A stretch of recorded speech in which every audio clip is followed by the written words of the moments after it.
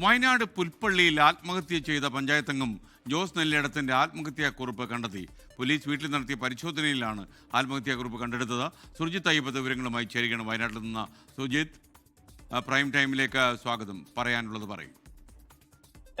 ഈ ആത്മഹത്യയുമായി ബന്ധപ്പെട്ട് വീട്ടിൽ പോലീസ് പരിശോധന നടത്തിയിരുന്നു. ഈ പരിശോധനയിലാണ് വളരെ ദീർഘമായ ഒരു കുറിപ്പ് കണ്ടെത്തിയിട്ടുള്ളത്. അത് ഒരു പേജിൽ ഒതുങ്ങുന്നതല്ല, ഒന്നിലധികം പേജുകളുള്ള ആത്മഹത്യക്കുറിപ്പാണ് കണ്ടെത്തിയിട്ടുള്ളത്. ഇതിൽ പ്രധാനമായും ഈ ഒറ്റയാൾ തന്റെ ആത്മഹത്യക്ക് കാരണം ഇന്നയാൾ എന്നുള്ള തരത്തിലുള്ള ഒരു അത് അതിനകത്തില്ല.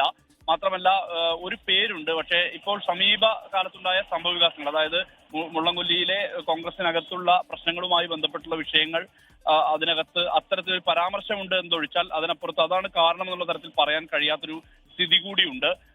മാത്രമല്ല ഇതിനകത്ത് മറ്റൊരു പ്രധാനപ്പെട്ട ഈ കഴിഞ്ഞ ദിവസങ്ങളിലായിട്ടുണ്ടായിട്ടുള്ള സംഭവ വികാസങ്ങളുടെ തുടർച്ച എന്നുള്ള തരത്തിൽ ഈ ചില തരത്തിലുള്ള സൈബർ ലിഞ്ചിങ്ങിന് ഇദ്ദേഹം വിധേയമാകേണ്ടി വന്നിട്ടുണ്ട്. സൈബർ ആക്രമണം ഇദ്ദേഹത്തിനെതിരെ ഉണ്ടായിരുന്നു. അതെല്ലാം തന്നെ ഇങ്ങനെ ഒരു ആത്മഹത്യയുടെ കാരണമായി ചൂണ്ടിക്കാട്ടുന്ന വിധത്തിലേക്കുള്ള പരാമർശങ്ങളുണ്ട്. പിന്നെ അതിനൊപ്പം തന്നെ വലിയ തോതിലുള്ള കടമുണ്ട് ഇദ്ദേഹത്തിന്.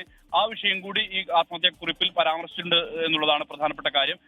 ഒരു പേര് കൂടിയുണ്ട്. പക്ഷെ ആ പേര് ഈ സംഭവ വികാസങ്ങളുമായി ബന്ധപ്പെട്ട് കഴിഞ്ഞ മുള്ളംകൊല്ലിയിലെ കോൺഗ്രസിനകത്തുണ്ടായ പ്രശ്നങ്ങൾ, മാത്രമല്ല ഒരാളെ കള്ളക്കേസിൽ കൊടുക്കുന്നൊരവസ്ഥ, അതിന്റെ മുകളിൽ ഈ ജോസ് നെല്ലിടം ആരോപണ വിധേയനാകുന്ന ഒരു സ്ഥിതി, അതെല്ലാം ഒത്തുചേർന്ന് വരുമ്പോൾ അതുമായി ബന്ധപ്പെട്ട കാര്യങ്ങൾ എന്നുള്ള തരത്തിൽ ആത്മഹത്യാക്കുറിപ്പിനെ കാണാൻ കഴിയില്ല എന്നുള്ളതാണ് പോലീസ് പറയുന്നത്. എന്തായാലും വിശദമായി പോലീസ് ആത്മഹത്യാക്കുറിപ്പ് പരിശോധിക്കുകയാണ്. ഇതിനുശേഷം മാത്രമേ എന്താണ് ഇതിന്റെ കൃത്യമായ ഒരു കാരണം എന്നുള്ളത് കണ്ടെത്താൻ വേണ്ടി കഴിയുകയുള്ളൂ.